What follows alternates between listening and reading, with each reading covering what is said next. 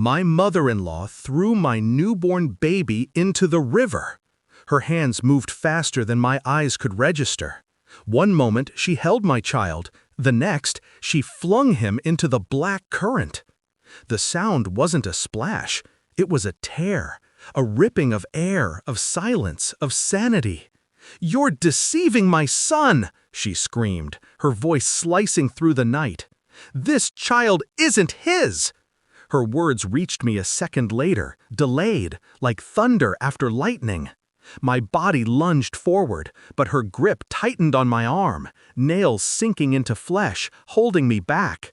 I twisted, broke free, and stumbled toward the edge. The river moved like a living thing, swallowing what was mine, what was meant to be protected. I couldn't scream, couldn't breathe. The world narrowed into a tunnel of rushing water and rushing thoughts. My mind wasn't only on my baby, it was on her. Why did she do it? What did she know?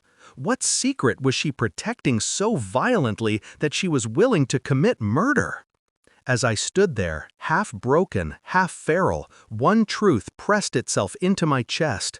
This wasn't madness, it was desperation. Which meant she had something to hide, and I would find it. The police called it a tragedy, a drowning, a mother-in-law unhinged by grief, by delusion. But I knew better. Her words weren't the screams of insanity. They were the cracks in a fortress she'd been building for years. This child isn't his. Those words poisoned me in the quiet hours. My husband's face, the softness in his eyes when he looked at the baby, wasn't enough to quiet them. His touch felt heavier now, like a lie he didn't know he was carrying. At night, I replayed her voice, not trembling, not broken, firm, certain, a certainty born of knowledge. What did she see in me? What did she suspect in him? She had thrown herself into the role of guardian, protector, judge, not of me, of him, my husband, as if she believed her son was too fragile to face the truth. The silence between us grew colder. I smiled when he smiled. I cooked, I washed, I moved like a shadow of myself. But inside, I dissected every glance, every pause, every phone call he took in the other room. Her words had infected me, and now I needed to know.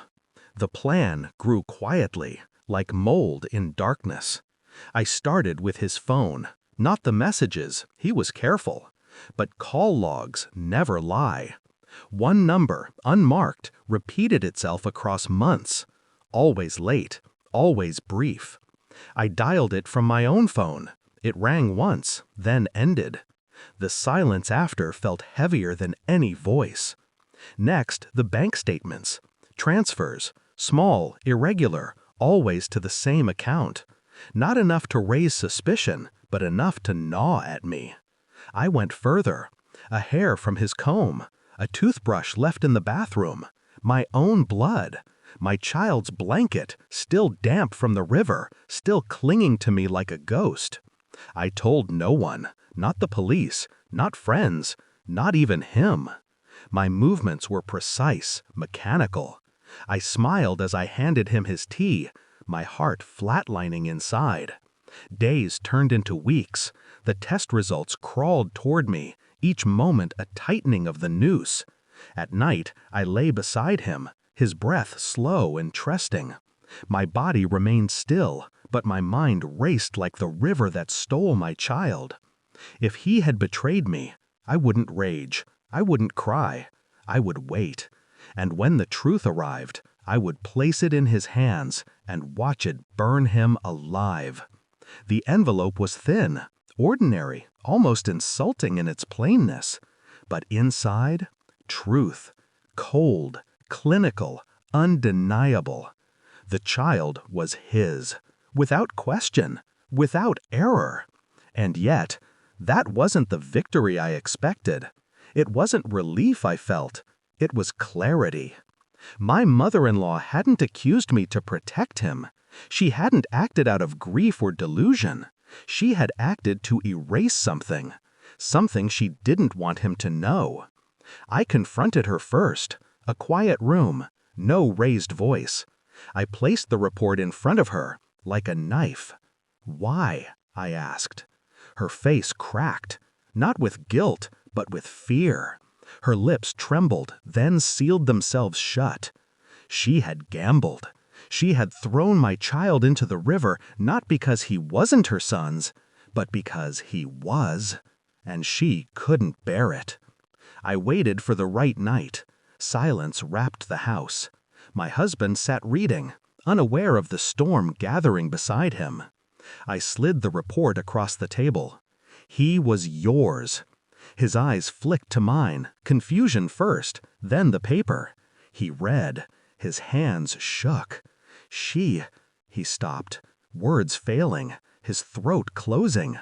I watched him crumble, watched the weight of his mother's betrayal collapse over him. The realization that she had stolen not just his child, but his trust, his very bloodline. I didn't touch him, didn't comfort.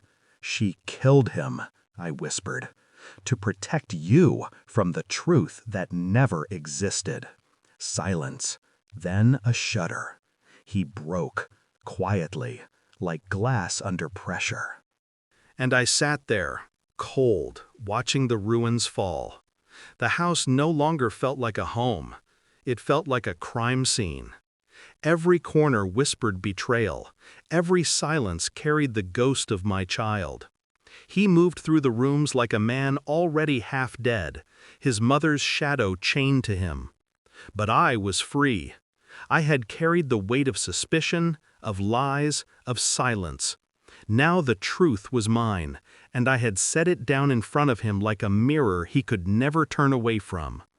I didn't need revenge. I didn't need forgiveness. All I needed was distance. So I walked away, not with grief, not with rage, but with clarity sharper than any blade. The river had taken my child, but I had taken something from her. Her legacy, her son's trust, her power. And in the end, when she looked into my eyes, she knew. She had drowned herself.